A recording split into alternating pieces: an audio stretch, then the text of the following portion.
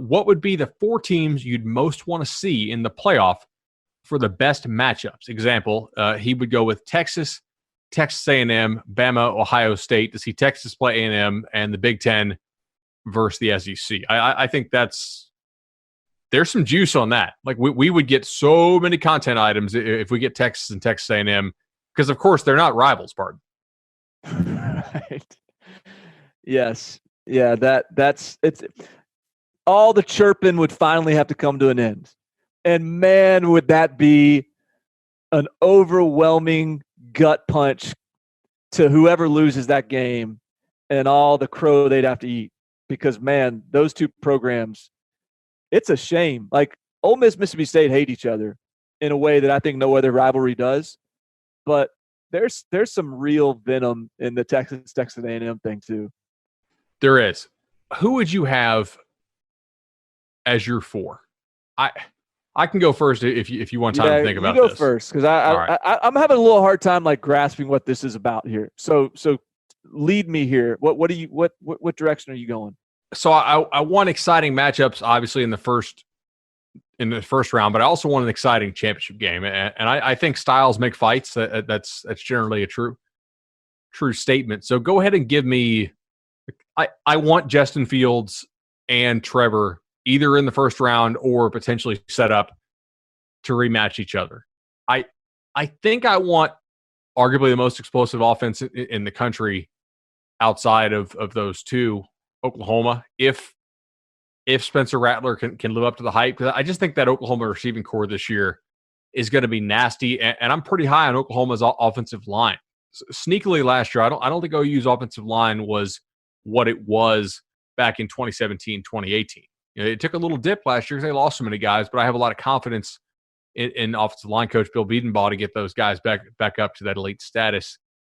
So give me Clemson, give me Ohio State, give me Oklahoma, and I know that's very chalky. And it may somewhat lack storylines a little bit because, I mean, with the exception of obviously the Trevor and Justin thing.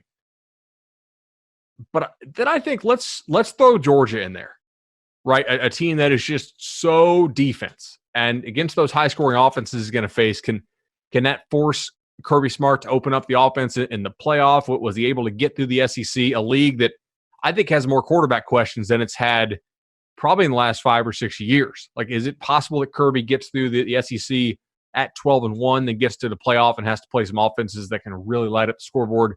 How does he decide to open it up? So give me 3 quarterbacks, 3 high-flying offenses, and then just one, probably the best defense in the country, in my opinion, in Georgia. Okay. I would say I like the idea of having a potential Trevor and Justin, conclusion to the rivalry in the championship game. So I want to dangle that out there for the opportunity to see it. And so I'm going to put Clemson and Ohio State on separate sides of the bracket. I'm going to put, I think, another what is this? Alabama, Clemson 6 or something, whatever it is. It's got to be 5, I think, because they played 3 title games, and then they also played the one where Kelly Bryant just got kind of snuffed out. All right, so fill it up again. Like let's take another gulp out of that. So Clemson and Alabama on one side, because this is Saban's, and then hey, we might even see Bryce Young under center, which could add to things. I just think that chess match, that elite talent matching up against each other would be pretty fun. And then for the other side, opposite Ohio State, I tend to think I'd also like to see Georgia too. I think those are probably the 4 best rosters in college football this season. I'd think they're probably the 4 best rosters in college football. I just ranked the rosters in college football, so I can't remember if those were literally my 4, but they might have been. And ultimately, like the matchups and all this stuff is fun, but we all want to see just the best teams in there, right? I mean, that's the key. We don't want to see a blowout. We want to see heavyweights, and to me, those are the 4 heavyweights heading into the season. So what if I give you this, right? What if Ohio State beats Georgia to go to the championship game. And then the next night, Bryce Young has taken over the starter for Alabama. Trevor throws a pick and gets ejected for targeting, right? And then you have to have DJ Uiagalelei come in and battle Bryce Young. And we get to see kind of the future of college football as a teaser for the next couple of years. And then Clemson somehow wins. And then we get Trevor Justin part 2, the rematch to finish out their college football careers. That'd be glorious. That would be storyline heaven right there. That would be glorious. Well, yeah, well constructed.